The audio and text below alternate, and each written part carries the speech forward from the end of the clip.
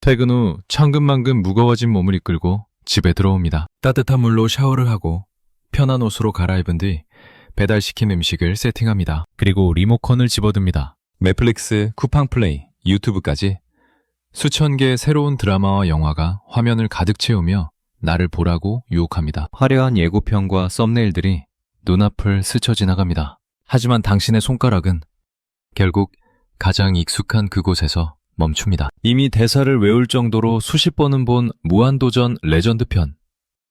결말을 뻔히 알지만 볼 때마다 마음이 따뜻해지는 응답하라 시리즈, 혹은 어릴 적 투니버스에서 보던 짱구는 못 말려 같은 애니메이션입니다. 주변에서는 묻습니다. 그거 지겹지도 않아?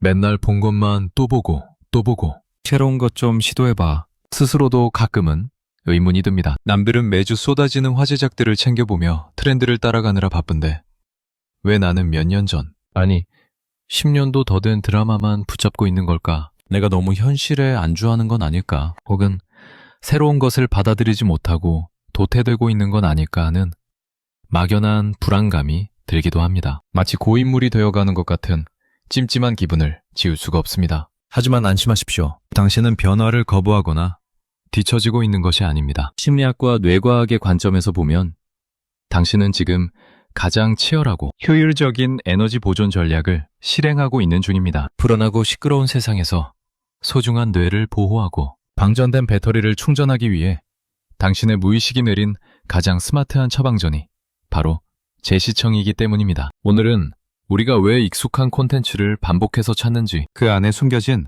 놀라운 심리적 기제를 4가지 유형으로 나누어 아주 깊이 있게 분석해드리겠습니다. 단순히 위로를 건네는 것이 아닙니다. 이것은 당신의 뇌가 작동하는 원리에 대한 과학적인 이야기입니다. 지금부터 시작합니다. 우리가 봤던 것을 또 보는 첫 번째 이유는 심리학에서 말하는 예측 가능성 편향 때문입니다. 쉽게 말해 뇌가 불확실성을 거부하고 확실한 통제감을 원한다는 뜻입니다. 현대사회, 특히 우리가 살아가는 한국 사회는 한치 앞을 알 수 없는 불확실성으로 가득 차 있습니다. 출근길 지하철이 연착될지 모르고 믿었던 주식이 폭락할지 모르며 뉴스에서는 하루가 멀다 하고 사건 사고가 쏟아집니다. 직장에서는 상사의 기분이 언제 바뀔지 몰라 눈치를 봐야 하고 인간관계는 내 마음처럼 되지 않아 답답하기만 합니다.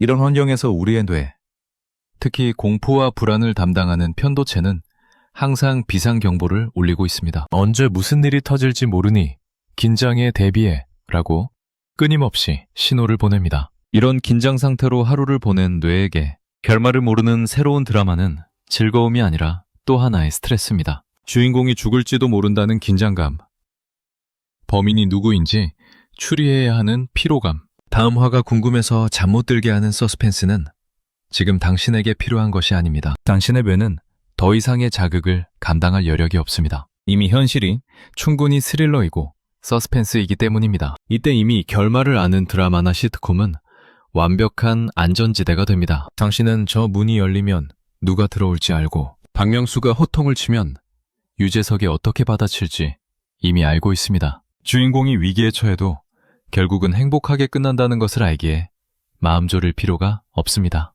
이 확실한 예측 가능성은 뇌에게 강력한 신호를 보냅니다. 여기는 안전하다. 모든 것이 내 예상대로 흘러간다. 모든 것이 통제 가능하다 라고 말입니다. 이것을 전문 용어로 인지적 통제감의 회복이라고 합니다. 사회심리학 연구들에 따르면 인간은 자신이 상황을 통제할 수 없다고 느낄 때 가장 극심한 스트레스를 받습니다. 외부 세상에서 잃어버린 그 통제권을 익숙한 영상 속에서 되찾는 것입니다. 마치 전쟁터에서 돌아와 매방 이불 속에 들어갔을 때 느끼는 그 포근한 안도감. 그것이 당신이 밥 먹을 때마다 무한도전을 틀어놓는 진짜 이유입니다. 당신은 단순히 영상을 보는 게 아니라 무너진 심리적 안전장치를 다시 켜고 있는 것입니다. 두 번째 이유는 뇌의 에너지 보존 본능, 즉 인지적 구두쇠 기질 때문입니다. 우리의 뇌는 몸무게의 2%밖에 안 되지만 에너지는 전체의 20%나 사용합니다. 특히 무언가를 판단하고 결정하고 주의를 기울이는 전전두엽은 에너지를 아주 많이 소모하는 기관입니다. 하루 종일 업무에 시달리고 점심 메뉴를 고르고 상사의 말뜻을 해석하고 인간관계를 신경 쓰느라 당신의 전전두엽은 퇴근 무렵이면 이미 배터리가 완전히 방전된 상태입니다. 이것을 심리학자 로이 바우마이스터는 자아 고갈 상태라고 정의했습니다. 의지력이라는 탱크가 바닥난 상태인 것입니다. 이 상태에서 새로운 영화를 본다는 것은 엄청난 노동입니다. 새로운 등장인물의 이름과 관계를 외워야 하고 복잡한 세계관을 이해해야 하고 자막을 읽어야 합니다. 방전된 배터리로는 감당하기 힘든 고강도 인지활동입니다. 뇌 입장에서는 야근을 또 하는 것이나 마찬가지입니다. 반면 제 시청은 뇌의 자동 조종 모드를 켜는 것과 같습니다. 이미 아는 내용이기 때문에 전전두엽이 굳이 개입하여 정보를 처리할 필요가 없습니다. 다음 배사가 뭔지, 다음 장면이 뭔지, 뇌의 깊은 곳에 이미 저장되어 있기 때문에 그냥 흘러가는 대로 놔두면 됩니다. 뇌과학적으로 볼 때 익숙한 영상을 틀어놓는 행위는 뇌에게 최소한의 대기 전력만 사용하게 하면서 휴식을 주는 것과 같습니다. 우리가 흔히 밥 친구라고 부르는 영상들이 있습니다. 밥을 먹으면서 보는 영상은 너무 재미있어서 밥 먹는 걸 잊게 만들면 안 되고 너무 지루해서 채널을 돌리게 만들어도 안 됩니다. 적당히 익숙하고 적당히 재미있는 소위 정신적 백색 소음이 되어주어야 합니다. 당신이 매일 밤 같은 시트콤을 틀어놓고 잠이 드는 것도 같은 원리입니다. 그것은 당신의 뇌가 휴식 모드로 전환하기 위해 선택한 가장 효율적인 자장가입니다. 아무 생각 없이 멍하니 바라보며 뇌를 쉬게 해주는 명상의 시간인 셈입니다. 세 번째 이유는 조금 더 감성적인 영역입니다. 바로 정서적 시간 여행입니다. 많은 분들이 응답하라 1988이나 어릴 적 보던 애니메이션 혹은 시트콤을 다시 찾습니다. 이것은 단순히 그 작품이 재미있어서가 아닙니다. 그 작품이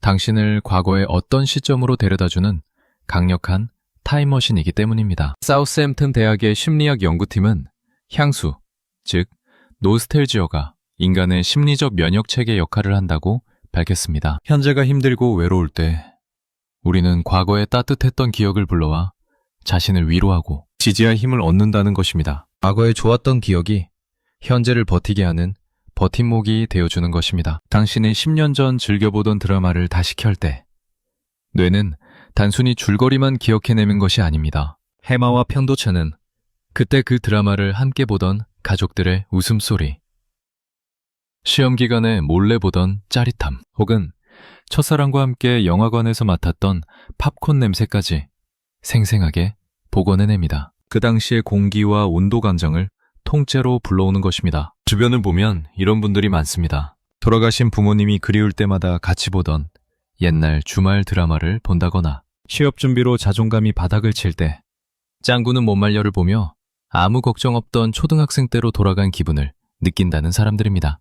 혹은 가장 친했던 친구들과 멀어진 후 프렌즈나 거침없이 하이킥을 보며 시끌벅적했던 그 시절의 우정을 대리 만족하기도 합니다. 세상은 변했고 당신도 변했습니다. 친구들은 떠났고 부모님은 늙으셨으며 당신은 어른의 무거운 책임을 짊어지고 있습니다. 하지만 그 영상 속 세상은 그대로 멈춰 있습니다. 주인공들은 늙지 않았고 여전히 그 자리에 있습니다. 그 변하지 않는 대상에 닻을 내림으로써 당신은 빠르게 흘러가는 시간 속에서 흔들리지 않을 단단한 지지배를 얻는 것입니다. 이들에게 제 시청은 현실 도피가 아닙니다. 잃어버린 나의 조각을 확인하고 나도 한때는 저렇게 순수하고 행복했었지 라는 감각을 되살려 다시 매일을 살아갈 힘을 얻는 정서적 충전의 시간입니다. 과거의 나를 만나 현재의 나를 위로하는 아주 소중한 의식입니다. 마지막 네 번째 유형은 조금 다릅니다. 이들은 디테일 사냥꾼입니다. 어떤 사람들은 같은 영화를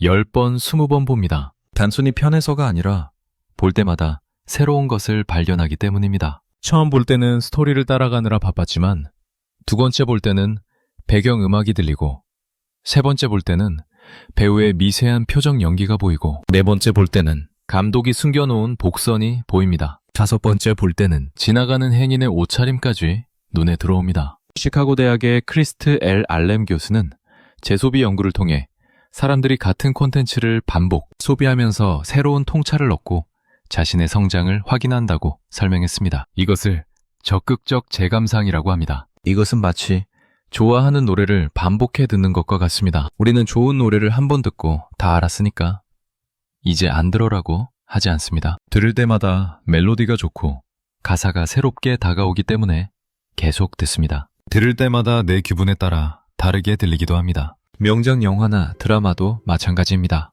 그것은 한번 소비하고 버리는 일회용품이 아니라 음미할수록 깊은 맛이 우러나오는 예술작품입니다. 이 유형의 사람들에게 제 시청은 단순 반복이 아니라 탐험입니다. 이미 아는 숲길을 걷지만 오늘은 어제 못 본 야생화를 발견하는 기쁨입니다. 이들은 익숙함 속에서 새로움을 찾아내는 높은 지적 호기심을 가진 사람들입니다. 작품을 단순히 보는 것이 아니라 해석하고 소유하는 과정인 것입니다. 지금까지 살펴본 4가지 이유를 종합해보면 한 가지 분명한 사실을 알 수 있습니다. 봤던 것을 또 보는 행위는 결코 시간 낭비나 퇴행이 아닙니다. 그것은 당신의 뇌가 현재의 상태를 정확히 진단하고 내린 처방입니다. 불안하면 통제감을 찾고, 피곤하면 인지 부하를 줄이고, 외로우면 정서적 연결을 찾고, 호기심이 생기면 깊이를 탐구하는 것. 이것은 매우 건강하고 적응적인 반응입니다. 우리 몸이 피곤하면 잠을 자고 싶어 하는 것처럼 우리 뇌도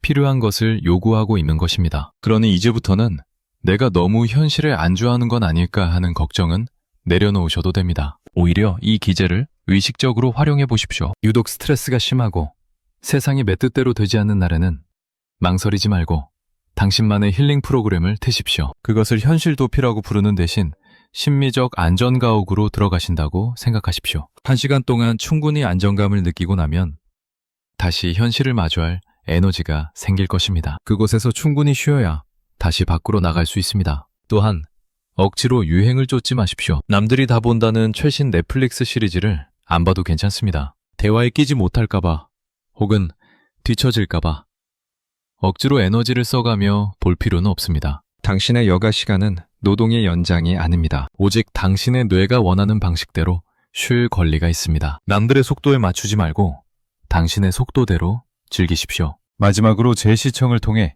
자신의 성장을 확인하십시오. 10년 전에 봤을 때는 이해되지 않았던 주인공의 감정이 지금 다시 보니 사무치게 이해된다면 그만큼 당신의 내면이 깊어지고 성숙해졌다는 증거입니다. 어릴 때는 톰이 불쌍해 보였는데 어른이 되어보니 제리가 얄미워 보이는 것처럼 말입니다. 같은 작품은 거울과 같아서 변한 것은 작품이 아니라 바로 당신임을 보여줍니다. 오늘 나눈 이야기를 정리해보겠습니다. 첫째, 우리가 같은 영상을 반복해서 보는 것은 불확실한 세상에서 예측 가능한 안전지배를 확보하려는 뇌의 본능입니다. 둘째, 지친 뇌가 에너지를 아끼기 위해 자동 조종 모드를 켜는 효율적인 휴식 전략입니다. 셋째, 과거에 행복했던 기억과 자신을 연결하여 마음을 치유하는 정서적 시간 여행입니다. 넷째, 익숙함 속에서 새로운 의미를 발견하는 적극적인 탐험의 과정일 수 있습니다. 혹시 지금 이 순간에도